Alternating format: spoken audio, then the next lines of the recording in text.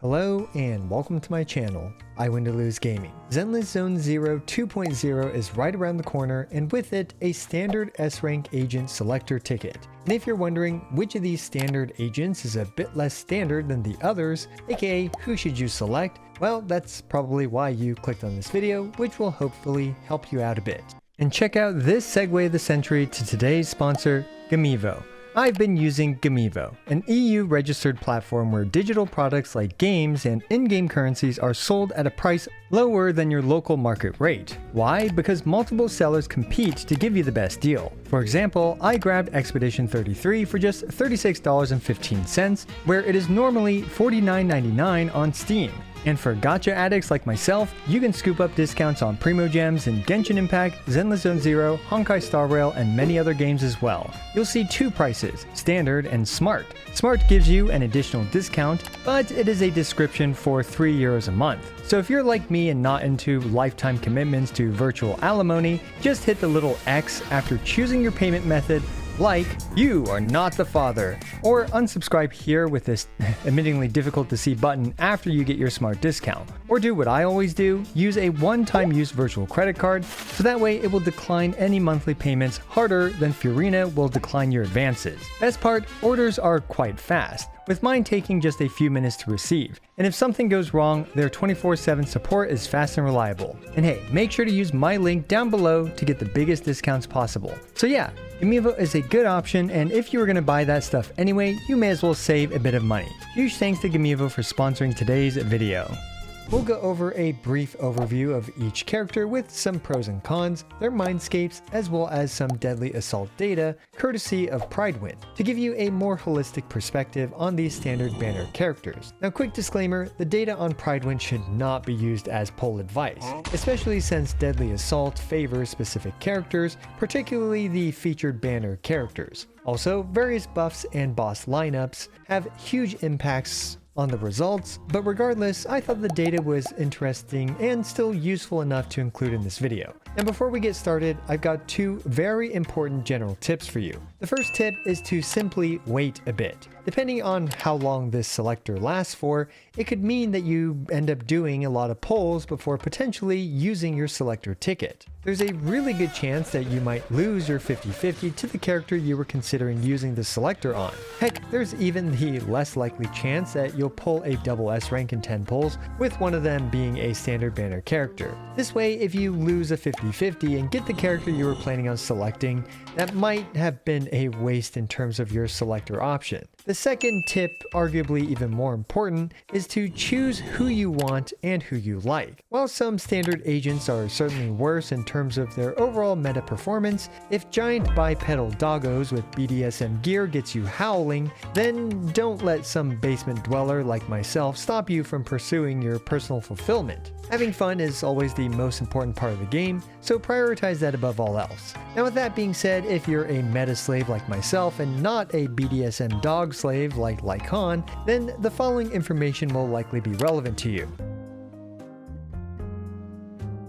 Let's start off with Nekomata. Nekomata is a fast and furious physical attack agent who enjoys being on field to dodge counter enemy attacks and who enjoys being quick assisted onto the field. Unfortunately, Nekomata's kit is a bit all over the place and kind of clashes with itself, as her additional ability enhances her EX special damage based on assault count. And Nekomata unfortunately has almost no synergy with physical anomaly agents. This combined with her signature Wenjin, the Steel Cushion, which encourages you to attack the enemy from behind, leads to a kit that feels like it's all over the place, much like how Nekomata is all over the place. Despite all this, she is a perfectly competent physical DPS agent, although personally I think Corrin gives her a run for her money. There's another unique problem for Nekomata in that none of the deadly assault bosses so far, at least as far as I'm aware, are weak to physical. This makes it much more difficult for her in arguably the most important endgame mode in Zenless Zone Zero. Not only that, but Jane is an S-rank physical anomaly DPS agent that many people have and who frankly has better synergy with more characters like the recently released Vivian. Nekomata also has to compete with Corrin, Billy, and Piper, which honestly says something about her power level since those characters are arguably competitive to her.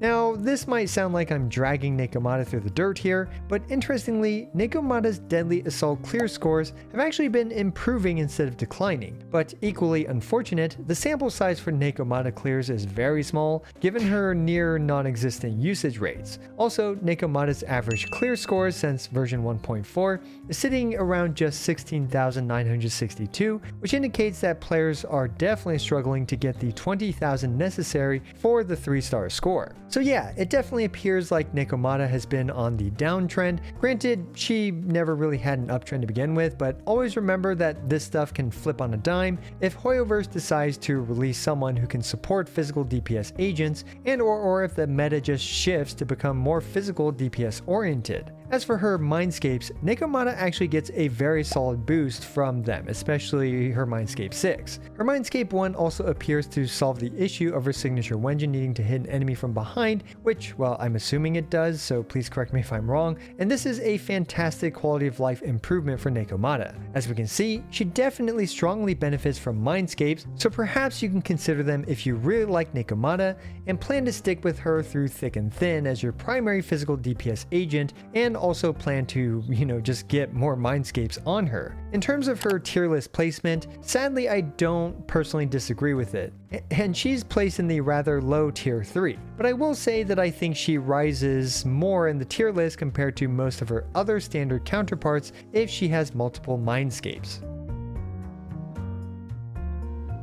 Up next, sadly, we need to talk about Soldier 11. Why sadly? Well, Soldier 11 is my personal favorite standard S-rank agent, but alas, like her backstory, not everything in the meta is sunshine and rainbows for her. Soldier 11 is a fire attacker who can take a bit of practice to properly use, needing to time some of her basic attacks for fire infusion. Granted, she does have many tools to bypass the need for this, such as her chain attack, EX special, and ultimate, allowing her to get a bunch of free infusion attacks. But for those that don't want to learn to timely press their buttons, Soldier 11 can be annoying to use. Soldier 11 also competes with Evelyn and Bernice, two other fire damage focused characters, with Evelyn being a much more direct competitor and Bernice being more on the anomaly side of things. Also, very few people have Soldier 11's best teammate, Lighter. Color me surprised that this random dude with cool sunglasses and Zenless Zone Zero wasn't very popular, but this also means that not many people have Soldier 11's optimal team, which is quite unfortunate for her. And unlike Evelyn, she doesn't have nearly as good synergy with Koleda. So yeah, unless you enjoy playing with a cool dude with sunglasses, aka Lighter, well, if you want Soldier's maximum potential, Lighter is recommended for her. On the flip side, perhaps Jufufu will be a decent teammate for her, but we'll have to wait and see whether or not she is comparable to Lighter for Soldier 11. Now, in my personal opinion, Soldier 11 has served me really well as a Lighter owner, and I do find her easier to use than Evelyn. But the stats do speak for themselves, and Soldier 11's average usage rate in Deadly Assault is fairly low at just 7.9%, and her average Deadly Assault clear score is actually the lowest out of all the standard S-rank agents at just 16,286. Regardless, Soldier 11 is still a highly competent fire attack agent, and if that's an element you're missing out on and you don't plan to pull for Evelyn, Bernice, or future fire DPS agents, then Soldier is a reasonable choice. As for her Mindscapes, unfortunately for an S-rank DPS character, Soldier's Mindscapes are fairly low impact, so it's not really worth investing vertically into her. But if Soldier 11 is your favorite standard banner character like she is mine, then I personally recommend pulling for Lighter and potentially Jufufu, which again, go back to my first tip, wait and see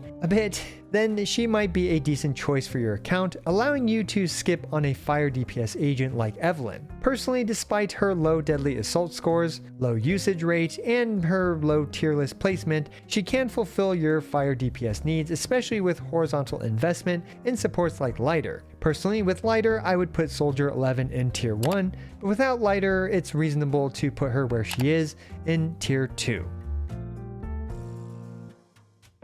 Up next, we have Grace. Grace is a fun electric anomaly agent who specializes in applying a lot of shock. Grace, in my opinion, feels very clunky to use though, but she is able to efficiently apply electric anomaly to her enemies, alternating between basics and her specials to do so. Now, Grace is one of the characters who I have personally always struggled to make work and have actually actively avoided using because every time I use her, I suck with her. Something about her playstyle just feels really clunky to me, but that's probably a skill issue on my part. Anyway, with Vivian's release, Vivian is a great enabler of other anomaly characters, and with Grace, the two of them do make a shockingly great pair. Grace also pairs well with Rina, who improves shock damage as well as increases shock duration by 3 seconds. Fortunately, Grace can also be used with other anomaly agents like Miyabi and Bernice, who Grace can provide some pretty chunky disorders to thanks to her high shock damage. Now, this all might sound shockingly great, but we gotta address the elephant in the room, Yanagi. Yanagi, please don't hurt me, I know I called you an elephant, but anyway, Yanagi is almost always the better choice to run for the electric anomaly role, since she deals massive and consistent polarity disorders to the enemy, thus making her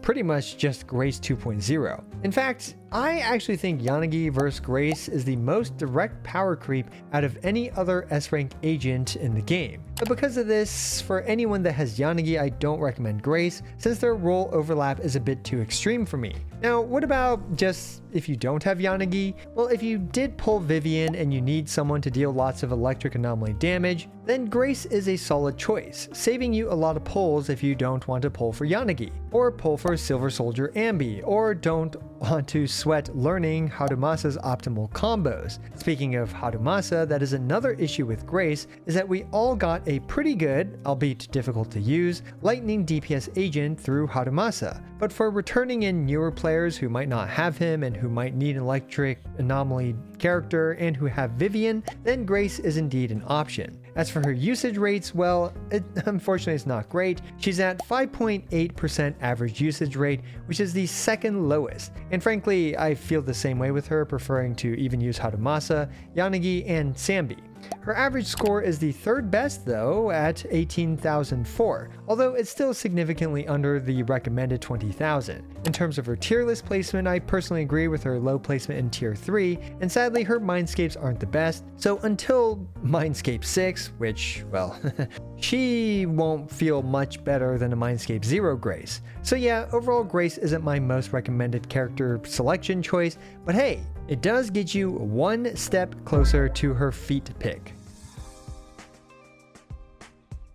Koleda is next, and she is a fire stun agent, and this little menace simply does one thing extremely well: stunning the enemy extremely fast. Koleda has extremely high daze output, with her defensive assist, dodge counter, and EX special all outputting a ton of daze. Sadly, the Fire S ranked stun job though is oddly oversaturated. We have both Lighter and the upcoming Jufufu, who are both looking to steal Koleda's job. And while they likely won't stun as fast as Koleda does, the buffs they provide are significantly better. Speaking of which, S-rank stunned agents like Lycaon, Qingyi, Lighter, Trigger, and probably Jufufu all provide massive buffs. Whereas Koleda provides generally around just 35 to 70% chain attack damage, which 70% chain attack damage is quite a lot, but barring Evelyn, most characters, the majority of their damage does not come from chain attacks, and the other stunners buffs provide a much higher overall damage increase.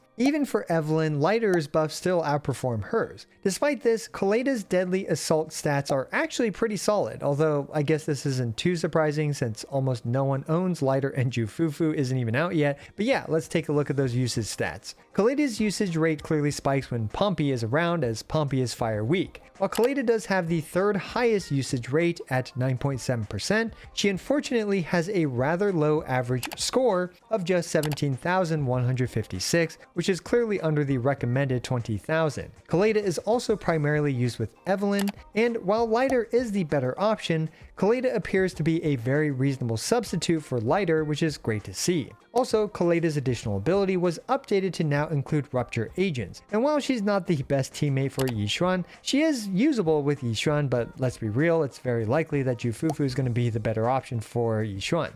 As for Koleda's Mindscapes, her Mindscape 2 isn't actually reflected in Pridewind's calcs, but it's in my opinion the big one, allowing her to output 2 or even 3 EX specials in quick succession, which is an insane amount of days. Besides her Mindscape 2 though, I personally don't really recommend going for any of the other Mindscapes. So yeah, Koleda does have decent usage, and her best team is with Evelyn and Astra Yao. However, both Lighter and Jufufu are coming for her job, so if you plan to get either of those characters, I'd likely hold off on using your selector on Koleda. As for her tier list placement, she's in tier 1.5, which honestly is a bit high in my opinion, but it's fine.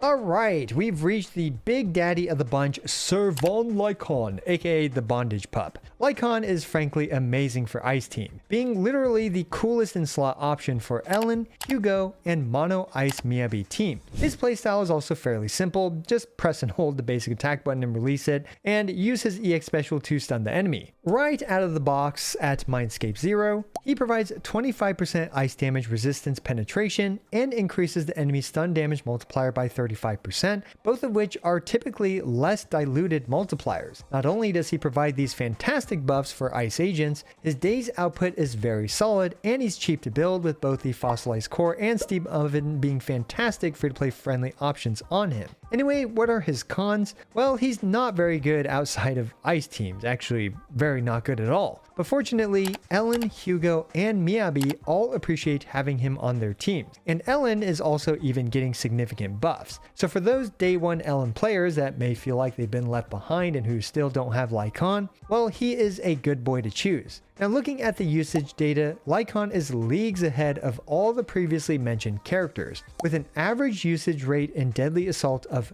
no joke, 37.2%. This is nearly 4 times the amount of Koleda, the third highest usage rate character. Lycaon is also the first character in this video to have an average Deadly Assault score high enough to 3-star at 21,817. Now, not everything is perfect about our good boy here, and this is where the bad news starts. It's with his Mindscapes. Unfortunately, Lycaon's Mindscapes barely do anything, so if you already have him at Mindscape 0, there's very little reason to vertically invest into him. Stunning a second faster or so rarely leads to an additional stun window in Deadly Assault, so there's even less incentive to get his Mindscapes. As for his placement on the tier list, personally I'd put him in tier 0, thanks to Mono Ice Miyabi being so strong, and Hugo also being quite strong, and Ellen getting buffed, but that might be me overglazing him a bit, and honestly tier 0.5 is perfectly great as well. Overall, Lycaon is perfect for non-whale ice teams, and if you don't have him at Mindscape 0, he is a great choice for your account. Although, if you don't have Ellen, if you don't have Hugo, if you don't have Miyabi, then Lycaon is frankly not a good choice for your account. And again, I personally don't recommend his Mindscapes.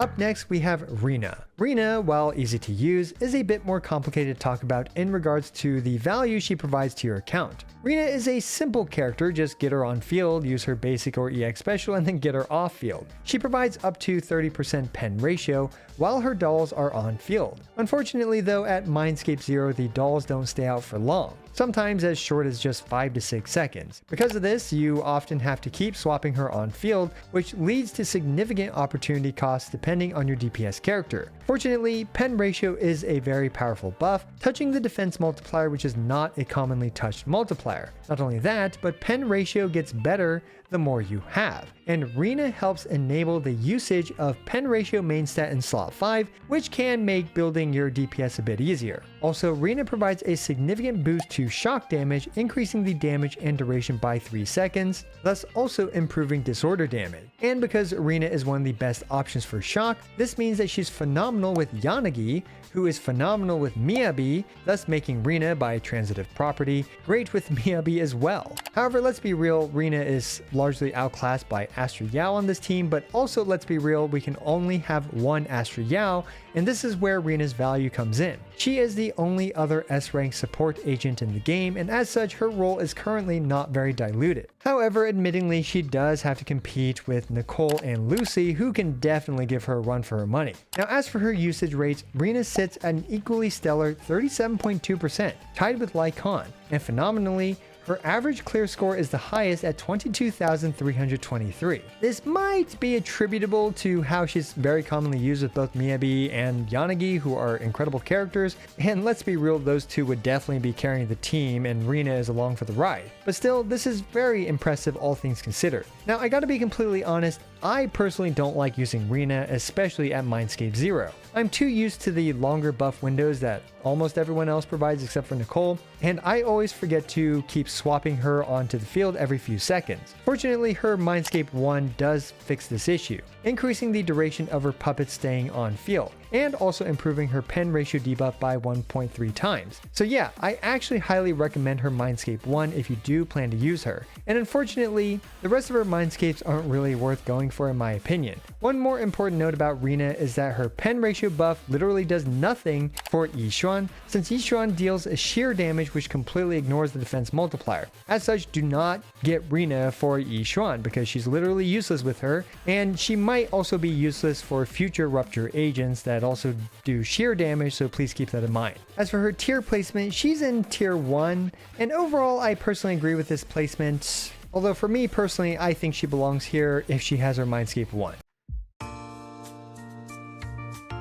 So yeah, hopefully that answers some of your questions in regards to who you should pull for. Here is the usage data that I compiled, which of course please take this with a massive grain of salt given the nature of the data. Now I'll provide a quick summary of what I recommend in order of priority. First, I'd wait and see if I lose any more 50/50s to decide who to use this ticket on. Also, if the ticket does have an expiration date, set a reminder to use it in time. Next, if you have Ellen, Hugo, and perhaps Miyabi, I strongly recommend getting Mindscape Zero Lycaon if you don't have him. However, I don't recommend getting Lycaon's Mindscapes as they barely do anything. The next priority, which I might end up doing myself because I have Rina at Mindscape Zero, is to go for Mindscape 1 Rina, since she's somewhat universal and can free up Astro Yao for another team, and she's also great with shock teams. After that, the rest of the characters are much more account dependent in my opinion. Koleda is an okay option if you don't plan to get Lighter or Jufufu. Koleda's Mindscape 2 is also the big one to go for her in my opinion. Soldier 11 is a decent choice if you plan to get Lighter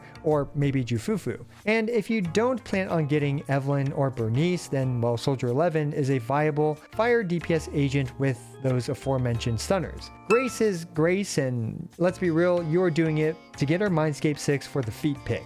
And you can also get her if you don't like Harumasa and also don't plan on pulling Silver Soldier Ambi and also don't have Yanagi. Finally, Nekomata is an interesting option, with her Mindscape 1 being a great quality of life for her W engine. And we really don't have actually any physical S-rank attack agents on the horizon, so she's a bit of a wild card. Honestly, if you've got some Mindscapes on her, she's actually a solid pick as her Mindscapes actually help her out a lot, especially Mindscape 6, which is hard for me to recommend at lower Mindscape. So yeah, that about does it for this video. Let me know if I missed anything and or if you disagree with anything and or if this video helped you and or if you like saving money, check out today's sponsor down in the description below, Gamivo. As always, I appreciate every single one of you. This is I Went to Lose, signing out.